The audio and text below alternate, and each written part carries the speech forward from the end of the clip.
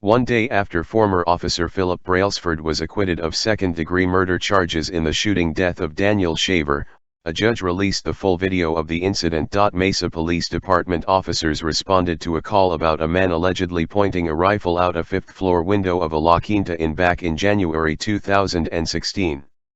Shaver was in the room with a woman, and they were taking shots of rum as he showed her a pellet gun he used for his work in pest control. When police arrived, Shaver and the woman exited the room and complied with officers' commands to get on the ground and put their hands up. The officers had the woman crawl down the hallway, and took her into custody. That left Shaver in the hallway, laying on the ground. Sergeant Charles Langley ordered him put his hands on his head and cross his feet. Then the officer told him to push himself up in a kneeling position. Shaver struggled with the command. His legs came uncrossed, and he placed his hands near his waist, prompting a warning from Langley. "You do that again, we're shooting you, do you understand?" Langley told Shaver. The officers had Shaver begin crawling down the hallway, but while he was crawling he reached back for an unknown reason, and Brailsford shot him 5 times, believing Shaver was reaching for a gun.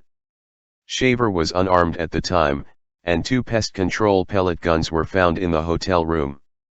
In fact, a screenshot from his body cam video shows that just 1 second before he opened fire, his rifle had been pointing away from Shaver down the corridor, presumably covering for other possible threats, and his finger had not even been on the trigger. But as Shaver reached his hands behind his back to presumably adjust his shorts, despite Brailsford having repeatedly told him to keep his hands up and in sight, Brailsford quickly reacquires Shaver in his rifle sights, puts his finger to the trigger and fires 5 times, wrote Rogan. Brailsford was found not guilty of murder and a lesser charge of manslaughter, and said he had no regrets about how he handled the situation, believing he made the right decision in the split-second scenario.